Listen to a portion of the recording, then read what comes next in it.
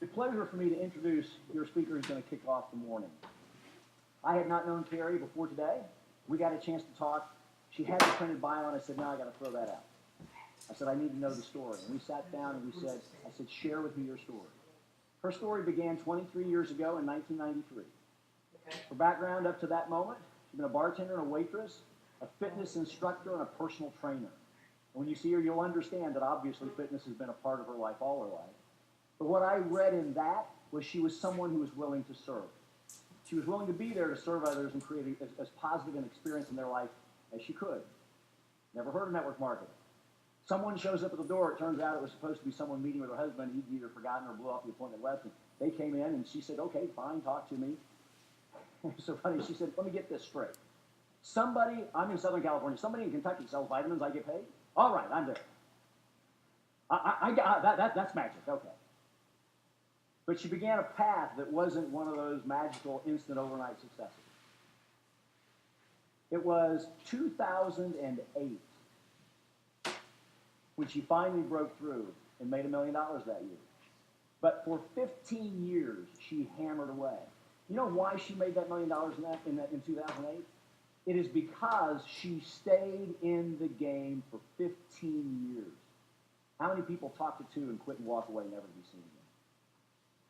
The challenge for her was she broke through, but the company didn't. And in 2009, the company imploded. She lost it all. But here's the magic. She now had the skill.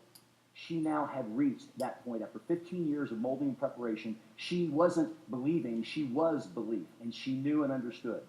Found her next company. Boom. Immediately now. Team of over 130,000, 11 countries. She's a multi-million-dollar earner. She's a seven-figure per year earner or made millions of dollars because she now does what she always did. She personally trains, she personally coaches, and she teaches and shows people the path.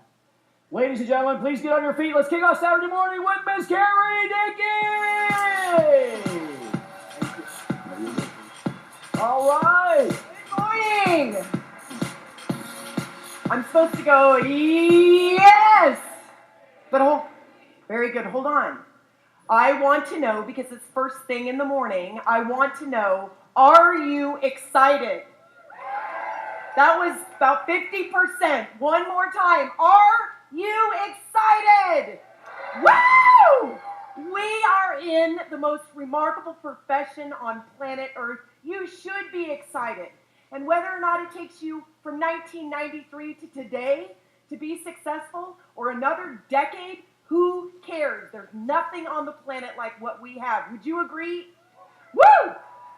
So I was just talking to this beautiful young gal, Marina, and she said, you know, I was with this company for a couple of years, and I just joined my next company. I'm at the top of my company. And I'm like, oh, man, good for you, girl. 2 years and at the top of her company? That was not my path. That just was not my path. So if you're a little bit slower, it's okay. You will get there. So like you guys, I had a life before network marketing. I'm a wife. I'm a mother. I have 2 boys, 17 and 19, that are trying to kill me. If anybody wants to adopt any children or young men, I've got 2. And I was always a seeker. I'm a leader. I'm a yogi. I'm a friend.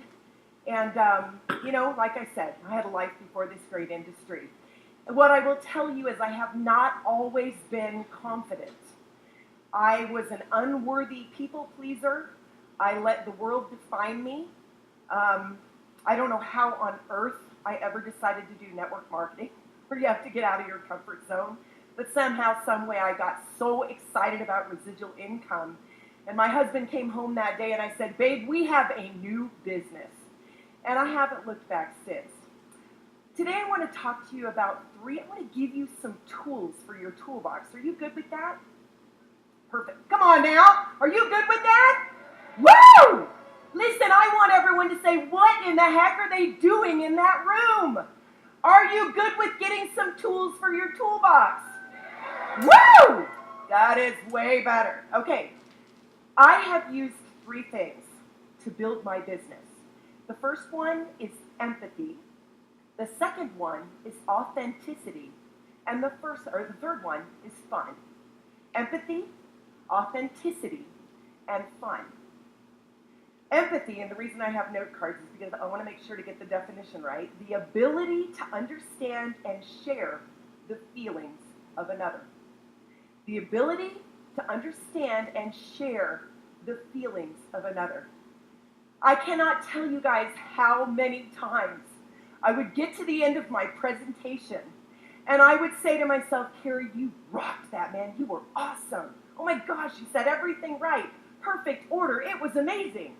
And then I asked the closing question, something like, how do you see yourself getting involved with me?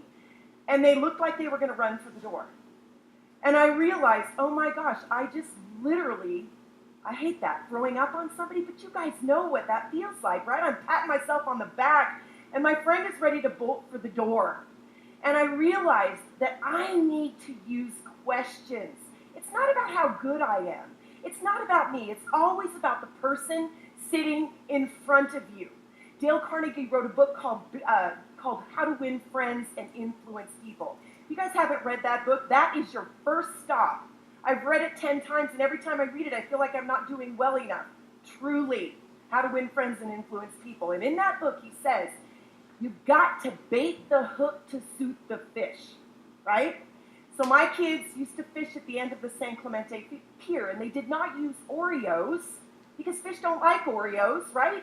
They used bits of other fish, and they used worms, because that's what the fish were looking for. And when I want to bait my kids and get them to listen, I offer them free food. We go out to a restaurant, and I've got them. If anybody has teenage boys, they know what I'm talking about. We got them for about 10 minutes while they wolf down their food.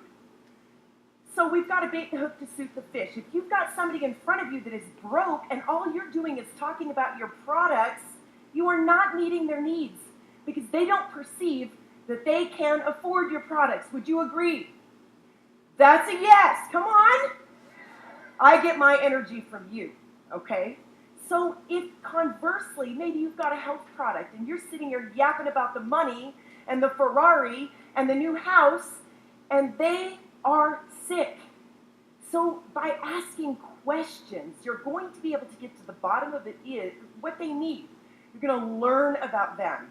So my journey is about making a friend and finding their pain. Make a friend and find their pain. So I don't care where you make a friend. It could be a cold market thing. I've gone through the Target line and said, thank you for moving this line. I'm in a hurry today. You are amazing. Oh my gosh, they must pay you a ton of money to work here at Target. Well, they never say that they do make a lot of money at Target. And I say they must give you amazing benefits. And they never say that they do. And I'll sometimes get all the way to the door, and I'll go all the way back, and I'll say, listen, I know you're working and you're busy, but when it comes to making money, do you keep your options open? You are moving this line. You're with a big smile on your face. You're enthusiastic. You said you're not making all that you want. Do you keep your options open? Right? So I baited the hook to suit the fish. I asked a few questions. When I'm sitting with somebody or doing a three-way call, it's not about me boasting about being in the industry and being a $1 million or a seven-figure income earner. What does that do? They're sitting there in with-em mode. What's in it for me? You must let them know what's in it for them. So by asking questions, you may just learn what they don't have in their life that they want. Because nobody has a perfect life. Maybe they make a ton of money, but they don't have time. Maybe they have a ton of time, but they have no money to enjoy it. Does this make sense? And if you don't ask questions, you are not going to know what it is that they need. So you've got to bait the hook to suit the fish. The only way you can create the bait is to ask a ton of questions. I'll give you an example. The other day I did a three-way call. I have listened to some of my team members go on and on and on and on and on and on about themselves in these three-way calls. And I asked the gal, how is it that you know Maria? Oh my gosh, that's great. You do Pilates together. How long have you been doing Pilates? I love Pilates.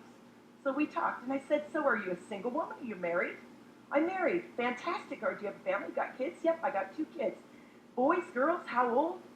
2 boys, 7 and 10. Wow, I have 2 boys. Maria has 2 boys. Carrie has 2 boys. Teresa has 2 boys. We all have boys. Lots of boys, right? And I said, tell me about your work. What do you do? I'm a graphic designer. What do you love about it? That's a great question You can't get to people's pain right away, especially if they're a man. What do you love? You should be jotting these questions down. What do you love about your work? What else? Especially if it's a man. What else? What else? They are not complainers. Men do not get to their pain right away. What else do you love? Tell me more about that. What else do you love? So if you could make a change, if you could change something about what you do, what would you change? They'll tell you. Then I often ask, are you a married woman? You single? Right? So this gal said that she was a graphic designer. And I said, what do you love about it? She told me, what would you change? She said, well, I work in isolation. I work alone. She said, with Carrie and Maria, it's going to be so much fun. I'm going to have mentorship. I'm going to have friendship. And I said, that is fantastic. And do you know about the next event? It is right in your city. The entire call was about her, right? The entire call, everything was about her. Her children. I was able to figure out that it was not the money. It was not the big house. It was not a Lamborghini. It was she was lonely. Does this make sense to you? Bait the hook to suit the fish. I want to make sure I'm not missing anything. I would say that if you use ego in our business, you are edging God out. And the best way to keep the ego at bay is to never make anything about you. Make a friend and find their pain. Gather information for later. There are times when you're at a barbecue and someone shares with you that something isn't right in their home. Maybe somebody lost a job. Maybe somebody's ill, and we get all excited, woo, and jump on it, right? We sometimes celebrate ailments. We celebrate people being broke. But we shouldn't do that. We listen with empathy and feel those feelings and take them with us and call them 2-3 days later and say, you know, I haven't been able to get you off my mind. I'm just thinking about you nonstop. Based on what you said the other day, I would be a horrible person if I didn't share something with you. Doesn't this seem so much different than, oh my gosh, you got fired, I got just the thing. Right? You're sick, far out. Right? You got a legal case, I got it for you. This is what we do. We have to become professionals at what we do. We have to care deeply about the person in front of us. We use empathy. The next one, authenticity. This is my favorite because I've been pretty much authentic my whole life. I really didn't know how else to be, but I did not think it was okay. So I was really, really quiet. I was an introvert. I was an introvert, became an extrovert. I had to develop my extroverted characteristics, and I thought I knew I was different. If 99 people were going that way, I was going that way, but I did not think it was a good different. I thought it was a weird different. I never felt comfortable in my own skin until about 5 years ago, which is pretty frightening. So if you're sitting out there and sometimes you're super quiet and you're afraid that you're not good enough, I just want to make sure I have time. Perfect. You just be yourself. Oh my gosh, how fun was it when Adele came back? Did anybody see that concert? She was so afraid she wasn't going to measure up, right? How amazing was it watching Jordan Smith on The Voice? That guy got up there and sang Chandelier. He wasn't the picture of a rock star, but he rocked my world because he was Jordan Smith and he was comfortable in his own skin. Why do we love Oprah when she's always talking about her weight loss, up, down, up, down? We love her because she's real. Do you get it?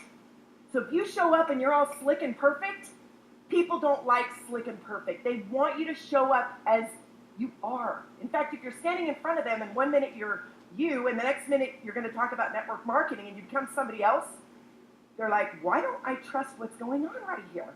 Why do I feel so weird about, why don't I trust my friend anymore? She just flipped into somebody else. Has that ever happened to you? Come on, you guys, where you were nervous? Perfect. The quality of being genuine is authenticity, not corrupted from the original. Not corrupted from the original. I love this. Somebody asked Michelangelo, how did you carve the David? If you've ever seen the David in the Uffizi, it's huge. How did you carve the David? And he said, you know, I looked at that giant slab of marble, and I simply removed everything that was not David to reveal him. This is how I finally made it in network marketing. I became me all the way Carrie, and I let go of anything else that was not Carrie that I picked up along the way. Have you ever done that? Have you ever had a mask on because you're just a little bit too afraid to present yourself as you are because maybe it isn't enough? Maybe it wasn't enough to be a waitress and a fitness instructor and a bartender. I was the best waitress. I was the best fitness instructor. I was the best bartender. I was the best fundraiser. I was the best door-to-door sales girl selling educational materials. And I didn't think it was good enough for a long, long time. I'm here to tell you, whatever you are good enough. Take off the mask and show up as you are. Yes? Woo! I got no time. Recently, I was in Northern California and I saw Oprah Winfrey and Soul Sessions. Some of you may have watched it or been there. And the common theme was authenticity. Every single speaker got down to brass tacks. Show up as who you really are, and people will trust you, they will love you, and they will believe you. Recently, I had a training in Orange County, and this lady said, Carrie, oh my gosh, and I want you guys right here, take a second and think of somebody on your chicken list. Somebody that you really want to talk to. And think about why you want to talk to them. What is it about them? Compliments are amazing. What is it about them that makes you want to talk with them about this business? And ask yourself why you're waiting. But what are the qualities? And she said, this woman is so incredible. She's an amazing wife. She's an amazing mother. She's an incredible businesswoman. This woman has it all together. She's stunningly gorgeous. She's fit. She seems to have the world by the tail. And she's been ragingly successful, but she has no time. She wants to raise her kids. What do I say to this amazing, successful woman? You know what I said? You say that. You say that. Why are you telling me? Go tell her. You're on my chicken list. Today, I'm taking you off. And here's why. Because you're smart. You're an amazing wife. You're an amazing mother. You're an incredible businesswoman. You're drop dead gorgeous. And I've been a little intimidated until I realized I was ripping you off by not sharing what I have because you've made it clear you work too much. You'd love to be home with your kids. So today, you're off my list. And I have something to show you. Can you do that? Oh, come on, you guys. Are you there? Woo! Come on now. Pick somebody that's on your list and tell them that you're taking them off your list. That chicken list, that list, right? Right? You're taking them off. Be the person that you want to follow. Be the person you want to follow. If you're all uptight and nervous and scared, you're not going to be the person God put you here to be. Right? So be yourself and remember, you have an energy field 10 feet in front of you, 10 feet behind you, 10 feet to the right of you, and 10 feet to the left of you. I always check out airports. Listen, if I had to do this again, it wouldn't take me 25 years. I guarantee it. It would not take me any time at all because I can read energy, and I just walk down the airport, and I'm like, okay, if I were in full swing right now, I would just jump right over this and recruit her. Because look at her big smile. And look at her energy, and look at the way she's just walking down, meeting everybody's eyes and smiling. Don't you know those people? Come on, do ya? And they're kind of few and far between, aren't there? Because for each one of them, there are 30 to 50 people looking at the floor being unworthy. Isn't it true? With masks on and terrified. So it's so easy to spot the people. Now, it may not be the right time in their lives, and I'm going to talk about that part about having fun in a minute. It may not be the right time for them, but it's okay. Practice, practice, practice. Right? You're just going to get better and better and better, and who cares? When someone says it's a numbers game, it isn't, it isn't. Yes, of course, you got to go through big numbers, and you've got to be authentic, you've got to be empathetic, and you've got to bait the hook to suit the fish. Be the person you want to attract. Your business will never, ever, ever be bigger than you are, you guys. It never will. You've got to deeply, deeply grow, and you're here, and so you are growing, and you are changing. But I get up every morning, where do you want me to go? What do you want me to do? What do you want me to say? And to whom? And by the way, what messy part do I need to clean up today? Because we all have them. We all have temper flares. We all get our feelings hurt, and I better move on to fun, because I only have 1 minute and 40 seconds for fun. Listen, there's a book out there called The 4 Agreements, Don Miguel Ruiz. 2 of the agreements pop out at me, and they are always do your best is one of them, but never take anything personally. You will have so much more fun if you don't take anything personally. Please leave that one at the door. And don't make assumptions. Don't assume that this amazing woman wouldn't be interested. Don't assume that this very wealthy man would not be interested in changing his life. Don't assume that this person would only be interested in the product. Don't assume, and always do your best. The other thing I would say about fun is my number 1 thing, non-attachment. Do not be attached to the results. Do what you do every day with love in your heart, and do not be attached to the results. We do 3 things in our business. We expose people to our business. We promote from event to event, and we build community. We expose, promote, and build community, and we have fun. And if you don't like yourself, and you're not using empathy, and you're not using authenticity, you're not having fun. And if you're not having fun, you're doing it wrong. So ask somebody, what do I need to change? Fillet me open, help me change, help me get better. The last thing I want to say is there's a gal called Mary Kay Ash, Mary Kay Cosmetics, and something she said just literally blew my mind a long time ago. She said, when you meet somebody, pretend that they are wearing a sign around their neck, and it says, make me feel important. Whoever you meet, wherever you go, including your children, your husband, your dog, your mother-in-law, make them feel important. It isn't easy, but it's absolutely worth it. You guys have given me amazing attention this morning. I can feel your intention for a fantastic day, and I'm very grateful to have had the opportunity. Thank you, Chris, and thank you, Josephine, who asked me to be here. Mwah! I wish you the best. Thank you. Thank you. Oh! Turn around again. Ladies and gentlemen, Carrie Dickie!